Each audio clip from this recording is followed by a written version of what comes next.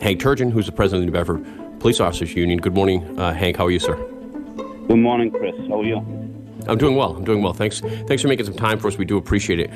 So, Hank, the first thing is, for my regular listeners and people who go to WBSM.com, I wrote an article. I don't even know, the weeks are now passing into each other, but about an incident. And I know you're probably limited in what you can say because it's pending charges are pending and all of that good stuff. But you were recently assaulted by someone who spit in your face and claimed they had COVID-19 virus and in a terroristic. The only way you can look at it is as a terroristic threat. Can you talk a little bit about that? Yeah, a little bit. Like you said, it is pending in court, so it's just to add to everyone's crazy times. The police officers, we would gear up to go to work. You put your duty belt on with your taser, your handcuffs, your weapons, your radio. You put your bulletproof vest on, get in your cruiser with your radio, and you head out into the streets with all your equipment ready to go. And with this coronavirus, now we've added to rubber gloves, masks, robes, and just to try and be prepared. And now to have people use this virus, this deadly disease, as a weapon and threaten. And in my incident, it wasn't just the police; it was DCF workers on scene. Threatening I have the virus and purposely coughing all over everybody. And then at one point, intentionally spitting right in the face of a police officer. To me, it's just appalling. It's criminal. So we'll see where it goes in court. Well, I hope that the district attorney's office looks at this and maybe elevates the charges that they have out there, because the idea that you've got to wear a bulletproof vest for a reason, but there's nothing that can prevent this, and certainly not way back when, as we said, in this virus, that was before anybody was being issued protective gear, really, I think, if my timeline is correct. And so hopefully the district attorney makes an example of this person, assuming of course all the charges are true and they get convicted. So, Hank, my understanding is law enforcement around the country has been hit pretty hard by this, some areas more than others.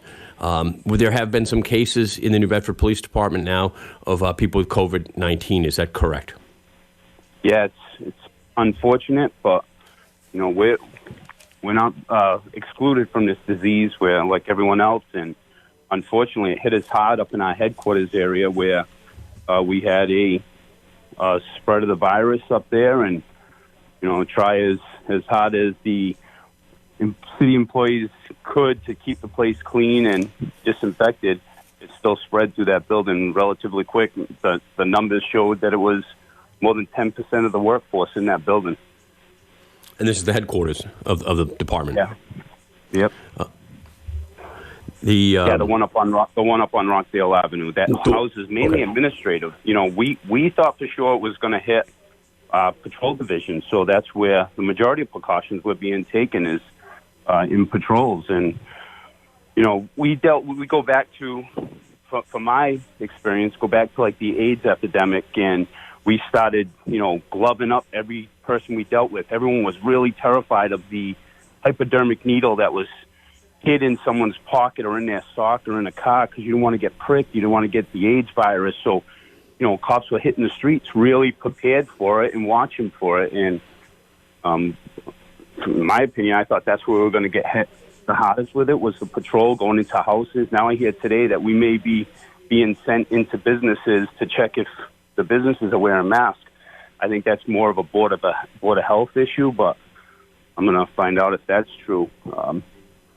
There's only so much the police can do. We can guide the public in the right direction on what they should do. And, under Governor Baker's new rules, there's some monetary fines we can give. There's a breach of the peace charge. We can arrest somebody, but we don't want to bring people from the general public into the Ash Street facility, because that would infect the jails. And in my opinion, Sheriff Hodgson's done a good job to keep it out of there. We're speaking with Hank Turgeon, who's the head of the New Bedford Police Officers Union. Yeah, Hank, it's got to be a very, very touchy situation, because a lot of the people you folks deal with, if they are So statistically speaking, the police end up having a lot of contact with people who are drug involved, and if you're drug involved, you generally have a compromised immune system, and so you're more likely to be picking something up. I would think like a virus, and so it has to be a very terrifying situation. But at the same time, you folks are doing your job, right? Yeah. I mean, we had an officer that had to retire from the job because he contracted hepatitis, and it got really bad. And, I don't want to say it comes with the job, but we are dealing every day with, all kinds of people. And you said earlier in your show that you want to get back to normal. Well, from a lot of the criminals we're dealing with, it's still normal for them. They're still out there shoplifting. They're checking your car doors in your neighborhood late at night to see if you left it unlocked, and they're stealing things. They're breaking into houses. They're still dealing drugs, still buying drugs, still prostitution. We didn't get to close because the criminals don't stop. Well, I think that's a very, very important point, Hank. Right? Is it the people who don't follow the law for a living aren't going to follow the law now, right? No, not because Governor Baker said, "Hey, I want you to stay at home and I want you to wear this mask." They're wearing masks because they can conceal their identity from surveillance cameras and from us, and it makes it tough to interrogate someone when you can't get to see all their facial expressions, and they hide behind that cloak. That's why you see a lot of the typical picture of a thug on the street is hood on, glasses on, all bundled up, because you can't readily identify that person. This coronavirus certainly isn't helping us on that end. But they don't stop. No, it used to be that if you look like the Unabomber, they thought you were the Unabomber. Now, if you look at the Unabomber, you're following the law. So, you have to, there has to be some levity in this. But it's a good point, right? They aren't really slowing down out there, the criminals, because they have to. That's what they do for a living, right? Yeah. Yep. And they take advantage of the situations that are given to them. They know the loss prevention officers are worried about this, just like police. So when they go in and they steal from the stores, and they run out, they get more and more, encouraged with the lack of a response. So we've still got to catch them. We still got to harass them. We still got to do our job. And with the good men and women of the police department, of course, you guys are still on the job, doing it as enthusiastic as ever. But there is no. Tell me this, Hank, because you're a patrolman. You work up the north end. How's the level of traffic these days, say after 6 o'clock? It definitely dies down. It's tough to see. You go by all your spots in your patrol area. You know them to be hot spots. Some of the restaurants you like to go by and see the crowds. You don't get to enjoy it on a Friday night, but you know where to go, and you go by, and it's a ghost town. Now, does it make it a little easier to see the prostitutes that are out there on the avenue? Yes. So we get to move them along. They now find new trends. They start telling their customers, well, meet me behind this building or go up this side street, because like the issue we had with the Latin Kings, they just move spot to spot to spot. They can see us in the big billboards, the police cars, that say, hey, here we are. Narcotic units still out there working on a regular basis. They're still hitting it hard. Again, crime doesn't stop. We're speaking with Hank Turgeon, the president of the New Bedford Police Officers Union. So that's interesting. So prostitution continues even if it's reduced. It's still out there, though. Yeah, I know it's a tough subject to make jokes about. I don't know if they're wearing masks into the car and taking the mask off. I don't know how they're doing it, but yeah, they have to make their money too. They still got to keep that their addiction fed, and that's the craft that they know. So they're going to continue to do it. Yeah, it's amazing that they still have customers. Because I'm generally sympathetic to people who are strung out on drugs and have to make a living that way. It's not a choice. It's not Pretty Woman, right?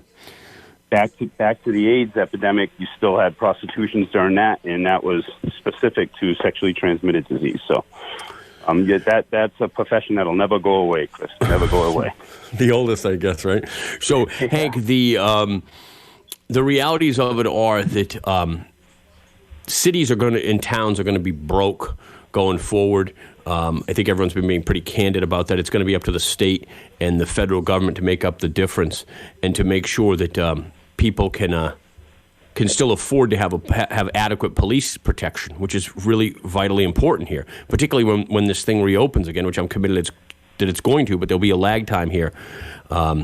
I think it's incumbent upon the federal government and the state government to look at how they're going to fund first responders, and particularly police and fire and EMTs. So any thoughts on that? Have you heard anything from the state or the feds yet on what their plans are?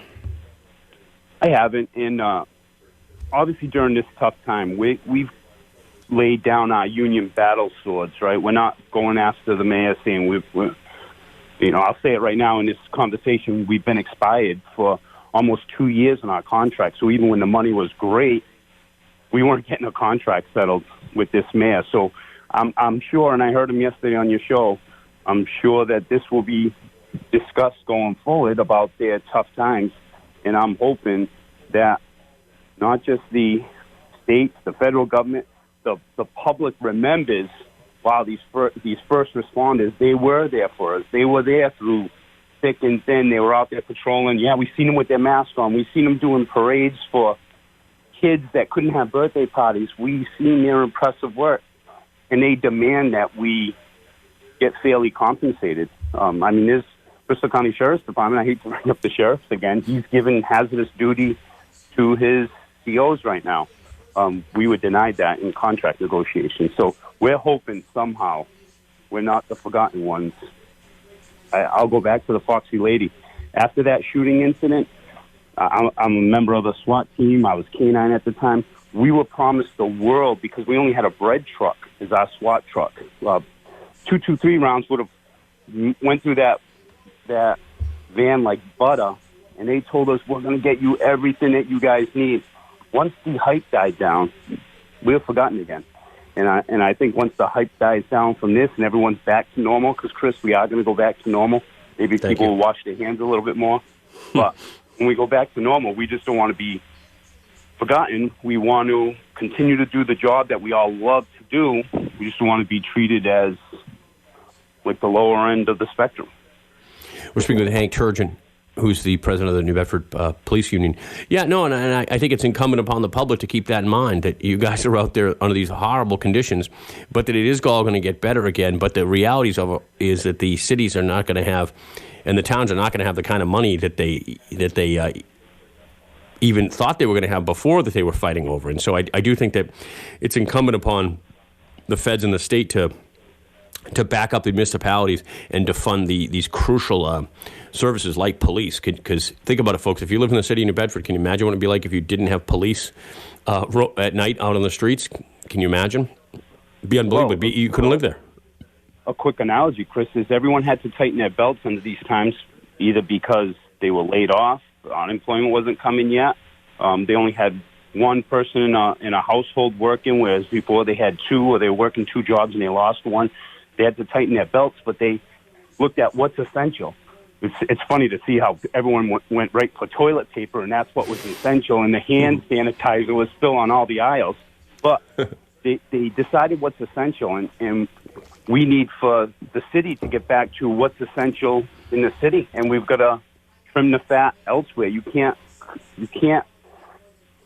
stop funding your essential. You can't talk about layoffs. You can't get rid of fire apparatus and cruises. You can't do those things.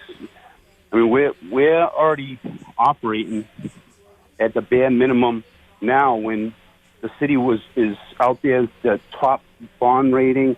We're doing very, very well financially. And, you talked with the mayor yesterday, how tight he is with his money to get us in a good situation for this, like this exact time we're in now. Well, if we're in such a good financial situation coming into this and we start coming out of it soon, we shouldn't have lost that much. It's going to take them some time to get some meal taxes back. We'll see it in some of the businesses that go under, and they won't be able to get that tax revenue.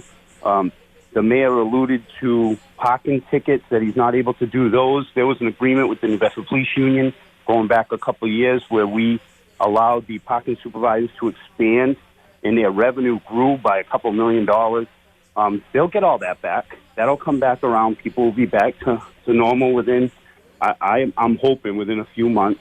By midsummer, people are out there and just washing their hands a little more. Right. I think that's it. We have to go back to living. There's a little bit of risk in life with everything you do. Well, Hank, listen, I do appreciate it. You giving us a call, spending some time with us here this morning, and telling us, that the good men and women of the New Bedford Police Department. Real quick. Yeah, go ahead. Real quick, I do have to thank the people of New Bedford, because their support for us during this has been amazing. People, we don't want to encourage everyone dropping stuff off the station because transmission of things. Well, we've had businesses, restaurants that have come and made sure they fed the troops, and the people on the street that stop us and wave, and it's been amazing the amount of support that we've gotten. So I want to thank everybody in New Bedford. No, that's great to hear, Hank. I know that people do appreciate that. I think I know that the average person really appreciates the police, and if you can imagine a city of New Bedford without the police department, or a town of Fairhaven without the police department, it'd be a frightening proposition, quite frankly. So I do appreciate spending some time with us, and I do, again, from me and all of my audience, I want to give you make sure you tell your members thank you for the job they're doing under this extremely difficult time. We do appreciate it.